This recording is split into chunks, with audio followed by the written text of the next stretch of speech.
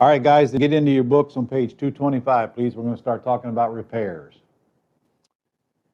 And you're going to have some disagreements with me here, and I'm okay with that. Just remember, old guy rules. I'm the guy that's renovated an awful lot of houses. I've worked with people all over the country. We continually do it. It's not something we did 10 years ago. We don't do anymore. I'm constantly up on what costs are. And when I give you numbers, you may think they're too low for you because you don't understand this business of rehabs yet. You haven't actually priced out the stuff that would go into these houses, and you just haven't been trained.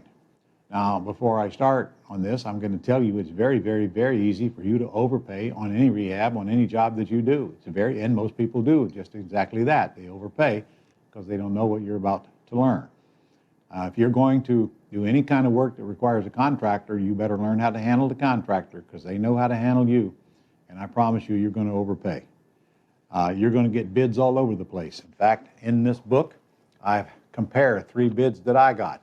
And you're going to see on a couple of things. You're going to see just how big of a difference there are between bids and how important it is for you to understand what things really cost so you can determine if your contractor is trying to overcharge you or not. So we're going to start on page 225, and before we do, look down at the bottom and you'll see we're dealing with a 1,200 square foot model house. 1,200 square foot single story house. So keep that in mind as we go through these numbers, because that's what these numbers apply to. And that's what I've renovated a lot of, give or take. 12, 13, 14, 1,500 square foot houses all the way down to 950 and up. So if we start at the top, up in the upper left-hand corner, you'll see major components.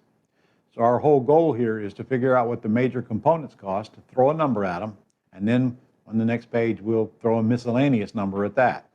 If it's not among the major components on your left, then it's a miscellaneous. Miscellaneous itself is a major component after we put a number on it. Start at the top with windows. If you'll notice, the numbers on the right include labor. That's materials and labor, in other words, installed in the property.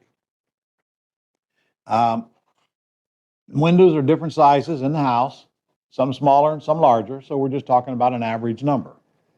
And these are the white vinyl windows that you will find at Home Depot and Lowe's. They look nice. They even have screens already built into them.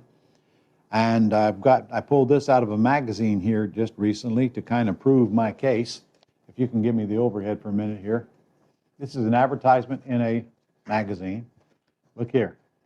It says, any size, the double hung window, $298 installed. And there's the picture of the type of window it is. The ones you get at Home Depot and Lowe's don't fold out like that, so this is even a much better quality window than those, apparently. I don't know if it has a screen on it or not, but this is kind of evidence that these windows don't cost what you think they cost. Now, if I were to put the Pella windows in there, the ones that fold out and wash themselves and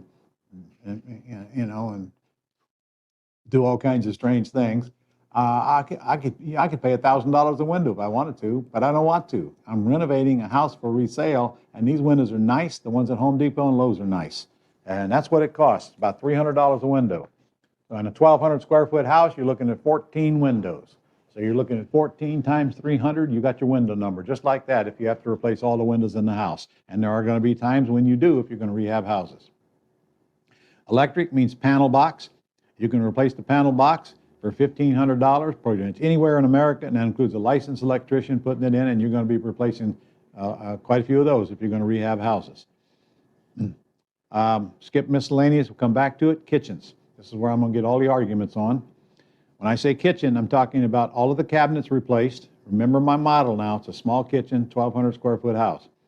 I'm going to get a granite countertop, a double stainless steel sink, and a nice faucet, and a range and a refrigerator and a dishwasher. And in this size house, I can replace them all day long for $6,000.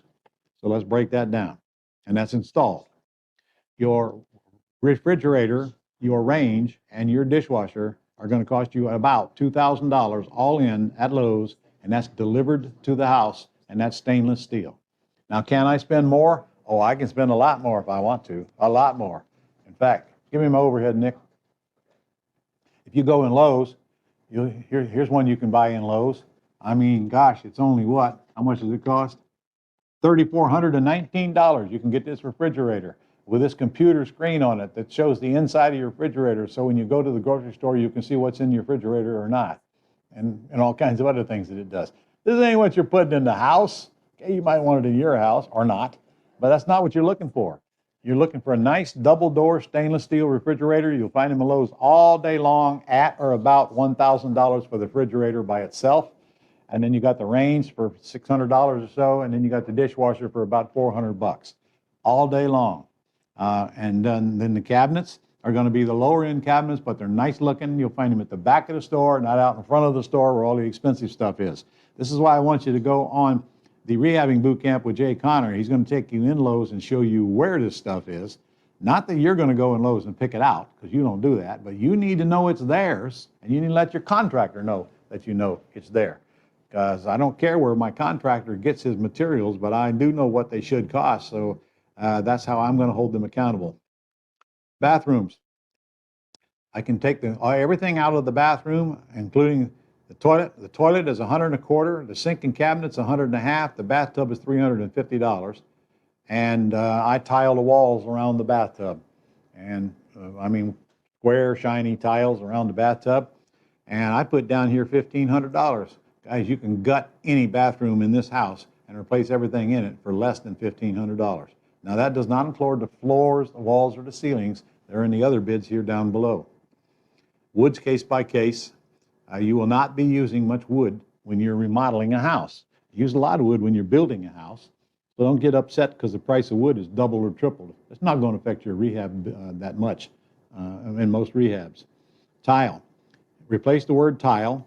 And if you want to write in your book, you can if you printed it, and just put floor covering. Makes no difference what the floor covering is. It's going to cost you about $5 a square foot. Installed. You're going to use mostly LVP. That's the vinyl planks that are so popular now. We put them in every house we renovate. I put them in my restaurant when I had a restaurant. They're just all over the country. They're easy to install. They're durable and they're cheap. The vinyl planks themselves are about $2.50 each. And the labor is about another $2 a square foot to install them. So we just put $5 a square foot. Tile is $5 a square foot installed. If you're going to refinish your floors, $5 a square foot. Now, if you're going to put carpet in there, you're not going to be anywhere near $5 a square foot. But why don't we just take all the floor that needs covered and throw $5 a foot at it? Will be very, very safe. Remember now, when you're looking at a house to rehab it, don't just assume the whole floor needs covered, because quite often a lot of it does not need covered. Maybe the kitchen tile is good, or maybe the carpet is good, whatever. So just throw a number on it based on your guesstimate as to how many square foot you're going to cover. Roof. On my model, it's going to be between $6,000 and $8,000. And frankly, just a short time ago, I could have got the same roof for $4,000. But that was then. This is now. You will spend $7,000 or $8,000 to replace the shingle roof on that house. Paint, just figured $2 a square foot, and that's paint and labor included. Now that's floor square footage, okay. If I'm painting the walls and the ceiling in the house, it's $2 a square foot per floor square foot. So a 1,200 square foot house is a $2,500 interior paint job. It's just that bloody simple. $2,500 interior paint job, okay. If I'm painting the exterior of the house, I can do the same thing. $2 a square foot, so I got another $2,500 to paint the exterior of the house. So $5,000 to paint the whole house inside and out. And of course, that's going to vary depending on what the exterior looks like. For example, if my exterior is concrete block, easy to paint. Stucco, easy to paint. But if it's old wood slats and the paint is peeling all off and all of that, frankly, I'm not going to paint it, because that's a lot of work, more work than you're going to want to do. I'm going to have the house sided with vinyl siding. I can side my 1,200 square foot house with vinyl siding for $7,000 or $8,000, and it'll look like brand spanking new. It'll look like a totally different house. That's the house and the eaves and everything. So I'm not going to try to paint that old style wood flaking paint. I'm just going to cover it. Central heat and air. I know you're going to argue with me about this one, because you can't believe that we can have a central heat and air conditioner installed for $3,500. I'm sure you don't believe that. But look at my model now. It's a 3-ton. Talking about a 3-ton unit, which is about what your average is going to be. And This is removing the exterior unit, removing the interior unit, replacing both units, and labor included. $3,500 will do it all day long. I've done a lot of them, and I've done one just recently. So here, before we argue about it, because I'm just not in the mood to argue today, I just pulled some magazine articles out of the magazines, and here we go. I'm gonna blow this up. Well, I don't need to. Okay, there's a 3-ton right there, $2,599 installed, blatantly advertised right in the magazine. Yeah, right. They ain't cost more than that here. All right, well, here's another one, 3-ton, $2,299. Now, I can tell you right now, these are all going to be Goodman units. Goodman is the cheaper brand. You'll see that in the videos tomorrow with Jay. Or you could buy the most expensive brands and double that price. They're going to try to sell you the more expensive brands. They make more money. This Goodman will cool a house as cool as any most expensive brands out there. And they're very durable. Here we go again, 3-ton. 3-ton, $2,399. Goodman. I can go over here, the same 3-ton is $3,099 if I want to buy a Lennox. Okay, well, I don't need a Lennox bad enough to pay $700 more for it. All right, well, those come out of the same magazine. They did, so these people are all in cahoots. So they probably know each other. All right, well, then why don't I go to my newspaper? All right, 3-ton, right here, 3-ton, $26.99, $26.49. So come on. They're blatantly advertising the prices that I'm telling you are true, but right now it's probably going to hit, because these things are a couple of years old. It's probably going to hit about $3,500 installed. That's what my last two have cost me that I put in, $3,500 installed, parts and labors, and that's a heat pump system. Okay, paint. We covered paint actually. Guess we covered it before we did the AC, didn't we? All right, plumbing. Let's see, we got a new bathroom, we got a new kitchen, and what other plumbing is there? There's the hot water heater, that's about $500 installed, and then there's washer and dryer hookup. That's nothing. That's just pieces of pipe. Pipe are cheap. So there's your major components on most houses. So what you do is you add up those major components. You're going to see Jay and I do that in the morning, and you come up with a number. And then, based on the condition of the rest of the house, you put a miscellaneous on it. Now look at this page at the miscellaneous. You'll see there's an awful lot of stuff, and believe me, this is not all the miscellaneous. And don't underestimate this miscellaneous, because it adds up. Think about all the stuff that it is. It's front doors if you need a door. It's interior doors. It's interior door handles when you replace those on most houses. It is mailboxes, replacing lights, ceiling fans. It's landscaping. And landscaping is even in your miscellaneous. Unless there's a lot of it, then you can call it a major and throw a major number on it. So just look at your list. If you're going to put what do we got here? If you're going to change window blinds. Well, I put window blinds in all of my houses. That's a miscellaneous. They cost about $20, $25 per window, and I put one on every single window. And also, don't forget, if you've got to clean this house out and take a bunch of junk out of it, that means the dumpsters are going to come and they're going to drop the dumpster in your driveway. Okay, it costs me $500 per dumpster for every time I have them dump that dumpster. Okay, these little things add up pretty good. So your minimum miscellaneous is going to be 20% of your total, the total of your major components. And I can tell you right now, you're going to be very lucky to ever get by with 20%. So we're going to take, add up our majors, and then we're going to round it up by putting a miscellaneous on it and get to the next highest number. So here's an easy way for you to estimate repairs on properties, because it is 10 times easier than you think it is. All right, here we go. The average repair that I've done in the past 2 to 3 years is about $40,000. And that's on pretty much these size houses. Okay, so you're right now, you're going to be darn lucky if you get a repair job on a house that needs renovated with less than 40 grand. So it's either going to be 30 grand, 35, 40, 45, 50, 55, or 60. Just pick one. Add up the majors and just pick one. Okay? And that's pretty much what we do. In other words, we use the swag theory. or we use the MSU plan. That's make shit up, in case you didn't know what that was. But we do it intelligently. So we add up the majors, and then we throw a miscellaneous on it, and we usually round it up to the next number. You'll see that tomorrow when we're doing it on real houses in the video. Okay, go back to page 225 for a moment. And let's start with basements. All right, in the north we have basements. In the south we do not. If you have a basement in Florida, it's an in-ground pool. The water table's so high, you're going to have a flood in your basement. My water lays on top of the ground. There's no way I could have a basement. I do have a pool, but by the way, there has to be a relief valve in the bottom of that pool. That pool is going to come right up out of the ground. And then you got a mess. You can't fix that. Your pool comes up out of the ground. It's now going to become a flower bed. It's got to be bulldozed over and filled in, plant grass or whatever on top of it. So basements are concrete block walls usually.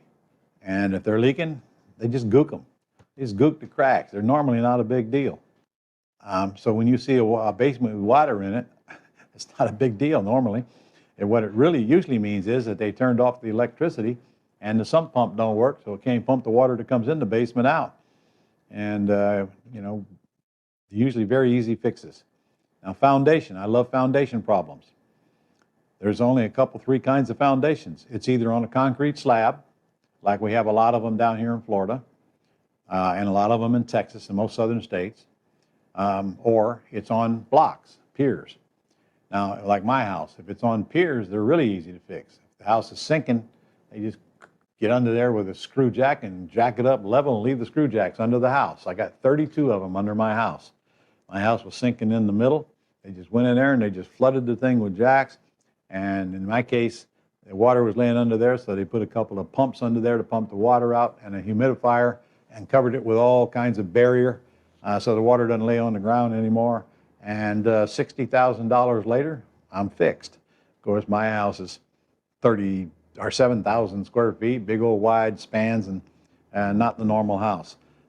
So if you got a house and it's on piers and it's sinking, it's a very, very easy fix. It does not cost much to jack that house up.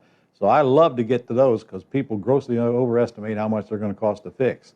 Now, down here we have slabs. We've got a corner of the house sinking. I can tell you it's about $12,000 to get that house raised. They drill under it, they pour concrete in the hole until it's level, and they just let it dry. It's a job, no doubt about it, but I know what it costs. So if I know it costs $12,000 to fix that foundation, that puts me in a pretty good position to be the one that's bidding on the house, because no owner-occupant's going to bid on it. They're going to run like a scared rabbit, and most investors are also going to run, especially the new ones that haven't been properly trained. So these are the kind of problems that attract me to the house. They don't repel me away from it. Garage doors. Double garage door installs, about $1,000 or $1,100, and that's the vinyl doors. They look really nice, and you'll be installing a lot of those. Pools. Well, you got one of those in your book here, I think. Yeah, look at that pool at the top there. That is a pool. That happens to be a cover over a pool with trees growing out of the cover. Okay? Now, you just take a look at that pool. Most people run away from that. No owner-occupant's going to buy that house with that like that. However, that's what attracts me to the house. Because I know that if I take that cover off of that pool, it's either going to need nothing, or it's going to need to be repainted. I know that's $2,000, or it's going to need a new pool liner in it. I know that's $2,000. So it can't cost more than $2,000 to fix that thing, assuming that it's not cracked and leaking. And if it is cracked and leaking, we're just going to have it bulldozed in and put some filler in it, plant grass on top of it. So probably another $2,000. And then I know that there's equipment sitting over there somewhere. There's a filter, there's a pump, and then there's a chlorinator. Okay, it's $1,000 all in to replace those three items. So about the most I could spend on that pool to get it in excellent condition is about $3,000. So knowing that, I'm just going to factor that into my cost and call that a major component. All right. And by the way, how do we fix it? We write checks, just like that toilet. Look at that toilet underneath it. And you can just smell the money in that house, can't you? Look at that bathroom. Now, think about it. That bathroom is nasty, it's filthy. I mean, it'll drive most people away. The ladies will run for the door. But on the other hand, isn't that the reason why you should be running toward it? Do you know it costs the same amount of money to replace that toilet, whether it comes with crap or doesn't come with crap? It's the same $125. You fix it by writing checks, just like you fix that pool, just like you kill termites, just like you remove mold. I love termites and I love mold. They're easy to remove from the house. They knock the value down. They make it easier for me to get a better deal on the house. All of the things that people don't like, I like. I love cat urine. I love dog urine. Turns me on. When you open the front door, I want the smell to blast you backwards. That'll keep most people out of the house. I know it's not that big a deal to get that smell out of the house. The time you pull that carpet out of there and paint the walls, that smell's gone. And if it isn't, they have this product called Kills that you put on the floor and you no longer have an issue. But what does that do to the value? And that's why I'm looking at the house, and that's what excites me about it. The more repairs it needs, the better I like the deal. Driveways, I'm going to get into that here in a minute. Septics and drain fields, better be careful. You better make sure you know if the house is on city, sewer, and water. Because if it isn't, that means it's got a septic and a drain field. If it's got a septic and drain field, you better have it checked before you buy, or you might be in for an unpleasant surprise.